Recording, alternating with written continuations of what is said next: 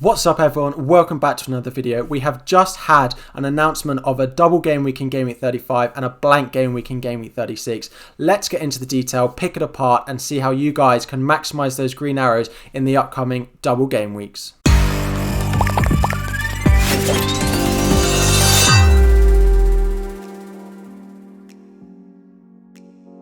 So let's get straight into it. So you may have seen on Friday, there was a fixture announcement that was tweeted by the Premier League, tweeted by Fantasy Premier League on their website that basically changed the way that Game Weeks 35 would look and Game Weeks 36 would look because of the FA Cup final and other sort of movements of fixtures that still needed to be put in the remaining game weeks.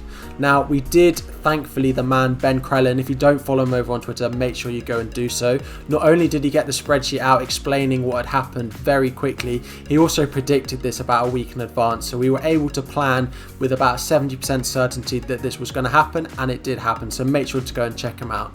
So basically what it means at the moment is that there are 8 teams with a double game week in Game Week 35, 12 teams with a single game week, and in Game Week 36 there are 4 teams that have a blank game week and then 16 teams that have a single game week. So 4 of those teams that double in 35 then also blank, whereas the other 4 teams then have a single game week. We know that also there's the Manchester United Liverpool game that has been postponed that we will talk about in a bit more detail later about what's going to happen, where it could go, what implications that could have. But for the moment, this is the schedule that we have, and one more fixture of Manchester United Liverpool will need to be added to this at some point. So moving on to the sort of double and blank teams. So at the moment, the 12 teams that you've got there are the teams with no doubles and no blanks with this normal run into the end of the season. So Liverpool, of course, the big caveat there that it may change, they may not fall quite into this boat, but at the moment this is how it sits. In terms of the double and then a blank, this is Arsenal, Manchester United, Liverpool and Chelsea. So they double in Game Week 35 and then have a blank game week in Game Week 36. And then there are 4 teams that have basically an extra fixture left to play on top of all the other teams. So Aston Villa, Crystal Palace, Southampton and Everton have a double game week in Game Week 35 and then have a normal run in for the rest of the season. So basically if you have players from these teams, you have an extra fixture on top of having a player from anyone else left in that picture that you've got there. Now, of course, we do have the caveat of Liverpool versus Manchester United, which could mean that they move from one sort of grey area into the dark green or from the light green into the dark green. We'll talk about that in a bit more detail later on the video, so make sure you stay to hear what I think and what Ben thinks is going to happen with those fixtures. But for now, this is what it's looking like. So just a quick glimpse before we go into those teams that we've got at the moment about what could happen. The current thinking is that that game between Manchester United and Liverpool will be put in Game Week 36, and the match between Liverpool and West Brom that is currently taking place in Game Week 36 will be moved into Game Week 35. Now what this will mean is that Liverpool would then have a double game week and no blank game week, so they would have a double added in. Manchester United would still have their double game week, but they then wouldn't blank in Game Week 36. And West Brom, who had 2 single game weeks, would now have a double game week in Game Week 35 and then a blank game week in Game Week 36. So this is what is currently being proposed. It's probably the most likely scenario of what's going to happen. I wanted to throw this in so that this video doesn't go quite out of date straight away on Tuesday or Wednesday, but that's what we think is going to happen. It hasn't been confirmed yet. So if we start by having a look at players and the way I think you should target Game Weeks 35 and 36, starting off with the 8 teams that we've got here, ignoring Liverpool for the time being. So those are the 8 teams that we've got there: Aston Villa, Crystal Palace, Everton and Southampton. Their fixtures from Game Week 34 to 38, and then the fixtures for the bottom 4 teams there. It can be sort of split in half for the moment with the teams that have a double game week and then a fixture in Game Week 36, and then the teams that have a double game week and no fixture in Game Week 36. So we'll start off by having a look at some of these teams and then break out into the other ones. So taking those ones that have a blank, so sort of those big teams that we've got, Arsenal, Chelsea, Leicester and Manchester United, who have a double but then also a blank. So you may want to be buying some into game week 35 and not having them in game week 36. So I'll probably advise at the moment, with the way the fixture schedule is, having a maximum of 5 players, because you don't want your game week 36 team to be too hindered by what you do in game week 35. So it kind of feels like 5 is a good number to have at a maximum. Then you can sell 1 and that would leave 4. So you're either going with 10 players or you take a -4 and going with 11 players in game week 36. So a maximum of 5, 4 probably ideal. In terms of who I think those players should be, the first one we have is Iheanacho. Now, I think there's not many of us now who don't own Iheanacho of Leicester. He has a double game week. He seems to be the most involved forward, much better asset than Jamie Vardy at the moment. So at 6.3 million, a definite own for me for the double game week. If you don't have him, definitely a priority to get into your team. The next one is Castagna of Leicester. Now, the fixture against Manchester United potentially more difficult, but a home fixture against Newcastle, and he can do so much going forward, especially now that he seems to be back on the right side with Pereira not playing. He looks much more dangerous. So at 5.8 million, I really like Castagna as an asset. The next one we have, of course, is Bruno Fernandes. Now, his returns have dried up a little bit. He hasn't been returning quite the points that we've seen, but a double game week with Fernandes, you're a braver man than I am to go into this without Fernandes. I still think he's a really nice asset. Aston Villa and Leicester is definitely 2 teams that I think he can get points against. Greenwood is the next one on the list, so he's been in really good form. So whereas Fernandes, he's been more of a long term, he keeps ticking along, Greenwood has been much more explosive recently than Fernandes has. He's been getting in the team a lot more, his minutes are much better, and when he starts, Manchester United play better and he seems to be amongst the goals. So Greenwood at 7.1 million is definitely a player that I'd look to own. And finally, we have Luke Shaw, so a third Manchester United asset. And actually, if they have a double game week followed by no blank, with the Liverpool game being put in there, it could be even more reason to buy into these Manchester United assets. So Shaw playing at left back, he's one of the most creative sort of defenders in the league at the moment. Potentially quite difficult from a defensive point of view, although Aston Villa aren't scoring too many goals and there's a chance of always keeping Leicester out. So I still like Luke Shaw at 5.4 million, and I probably wouldn't be going near Arsenal for definite.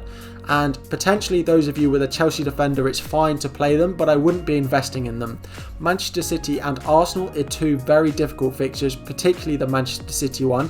I can see a maximum of 1 clean sheet for Chelsea there. We know they've been very good defensively, but it is a very difficult double, and I think there's better options for you guys to prioritise your transfers elsewhere.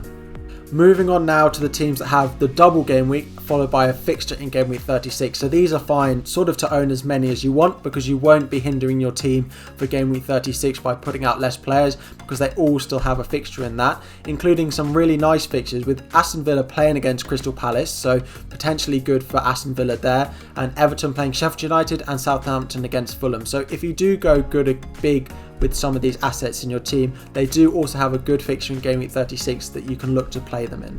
In terms of the assets that I will be prioritising, I think I'll own going into this game week, the first one that we will be looking at is Martinez of Aston Villa. So I think it's actually one of the more difficult double game weeks with Manchester United and Everton both at home, but we know what he can do when he does keep a clean sheet. The amount of saves that he also makes, I do think he's still a really good option.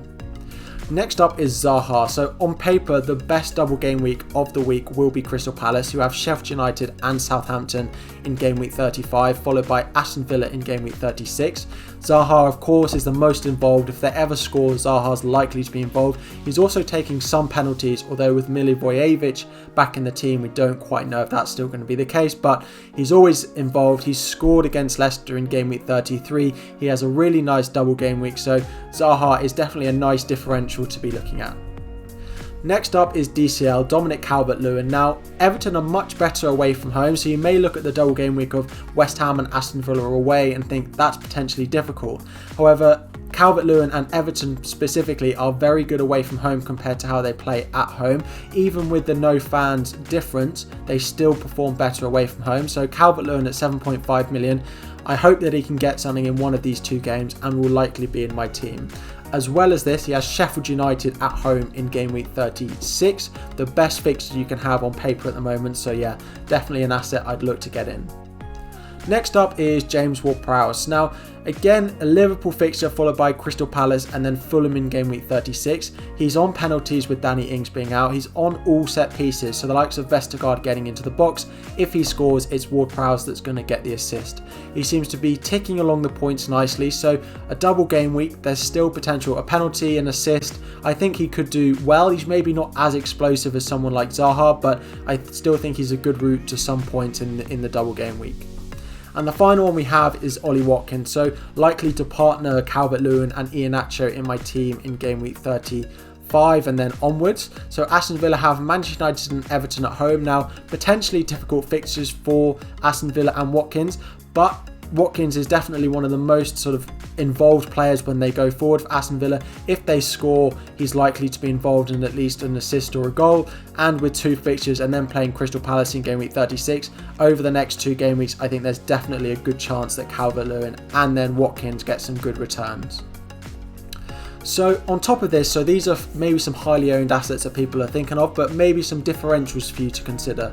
The first one is Lucas Digne, who's still under 10% owned. Now, with Everton being good away from home, particularly from a defensive point of view, West Ham and Aston Villa score goals but not as freely as they used to, followed by Sheffield United in game week 36. Digne is one of the most creative assets both for Everton and amongst defenders, so I think there's a really good chance for some either assists or clean sheets over the next 2 game weeks for Digne. The next differential we have is Benteke. Now, at just 5.5 million, he's very affordable, which makes him slightly easier to pick given how unpredictable he can be. Now, the reason I've gone with Benteke is because of just how good that Crystal Palace double game week is. Now, Palace don't really have anything left to play for, but at 5.5 million, a header can go in for Benteke, he can get a goal or get an assist, and at just 5.5 million, you don't really need him for the final 3 game weeks of the season. You can always leave him on the bench or play him in the odd game week. So at just 5.5 million, a really nice double game week. I think he's a bit of a differential that not many people will own. So if you're looking to potentially climb up the rankings this week, I think Benteke could be a good differential to own. The final one is Gaeta. Now, a lot of people will be going with Martinez, and as I said, I think he's a good keeper to have with Manchester United and Everton, but I still think that Gaeta as a differential could be a good option with Sheffield United and Southampton, followed by Aston Villa. Now, he makes a lot of saves because that Crystal Palace defence isn't watertight, although it can be.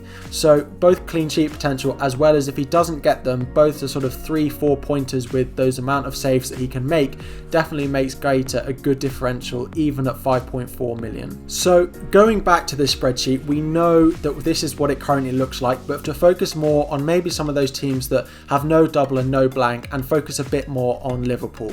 So with that fixture with Liverpool, Manchester United still to have, it is likely to remove the schedule. There aren't many game weeks left that it can go in, so it can't be put after game week 38, so it has to go into one of the game weeks sort of between now and then. So this is, as I said, the proposed schedule and what it could look like. So Liverpool would then have a really nice double game week of Southampton and West Brom, followed by Manchester United. Manchester United would have a double game week of Aston Villa and Leicester, followed by still having a single game week with Liverpool, whereas West Brom would then have Arsenal and Liverpool, followed by a blank game week in game week 36.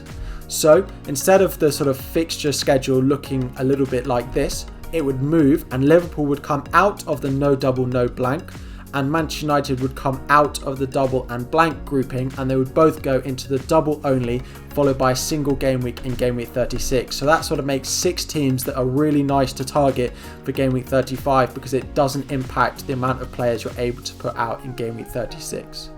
So sort of focusing back on those teams that have no double and no blank at the moment, but sort of Liverpool included in there as well. It is worth remembering that if there is no double and no blank for Liverpool, there are still some really nice fixtures that shouldn't be ignored. The likes of Liverpool against Southampton, the likes of Tottenham against Leeds, the likes of West Ham against Everton, for example. There are still some really nice fixtures, so don't be blinded completely by the double game week, and there are some highly owned players that we should still look to be owning for this game week. So those single game week players that I think we should own, the first one is Salah. Now, even if it's just Southampton at home and the West Brom fixture has not been added, I think Salah is definitely a player that you should look to own. He seems to be ticking along the points nicely. He's getting back into form, and pretty much every game left for Liverpool is a must-win if they want to get back into the Champions League now that they've been knocked out. So Salah is definitely a player I'd look to own. The next one is Trent. So in defence, again, Southampton at home, even without the West Brom fixture, although if this double game week does go ahead, it is a really nice one. Trent is getting quite highly owned now. Good clean sheet potential, especially with Nat Phillips back and Fabinho going back into midfield. And we know what he can do, both from free kicks, corners and from open play with that assist and goal potential. A really nice asset for the run-in, because Liverpool's fixtures after this game week are also really nice. So definitely two players if you don't own, I would be looking to buy. Third is Harry Kane. Now, Leeds away. Leeds have been slightly better defensively, although you can't ignore the man that is top for goals and top for assists so far this season. Not that much needs to be said, but most of us own Harry Kane, and I still think he's a really nice asset to own away at Leeds in Game Week 35. Next up, another highly owned asset is Jesse Lingard. At home to Everton, Lingard is the most sort of prolific West Ham player in front of goal at the moment. If they're going to be scoring, if they're going to be keeping their hopes alive of getting into the Champions League with a top 4 place next season, then Lingard will have to be involved. He seems to be everything he touches turned to gold at the moment. So yeah, definitely an asset that I'm looking to own. The third one I've got is Jota at the moment. Now, Jota is a bit of a rotation risk. He was meant to be on the bench against Manchester United. Now, whether he actually is when that match comes to play or they change it, but still, Southampton at home or West Brom, he's still a good asset. If you guys own him, I probably wouldn't be benching him. I think he has a good chance of starting against Southampton, but if that double game week does happen, I still think he becomes an even better asset, because he's definitely going to start at least one of them, if not both. However, looking at this double game week, if it does happen, of Southampton and West Brom, I am really considering going with Robertson as a defensive double up. Now, the reason for this is I think there's a good clean sheet potential for Liverpool in one of these two games, if not both. Jota may not play both games, and Robertson is getting forward up that left side, getting balls into the box. He has clean sheet potential and assist potential, so on some corners as well. So over Jota, it's quite a tight race between who I think is a better asset, but there's a lot to be said about Robertson as a differential. With everyone going Trent, the clean sheet may not be that much of a bonus for you, whereas if you have both of them, I think it could really help boost you up your ranking. So if I had to make a decision now, I would have Salah, Trent and Robertson as my Liverpool triple if they get the double game week. So just before we wrap up the video, I want to give a massive shout out to Ben Crellin. He massively helps the FPL community and everyone that looks at his spreadsheets. Now at 135,000 followers, he honestly gets me such a rank boost if I take into account everything that he adds to the community. If I didn't have him, I'd be so in the dark with these upcoming game weeks. So if you don't follow him already, make sure you go and do so. I'm sure you already do, but he is such an asset and such a benefit to help you get a better season in FPL.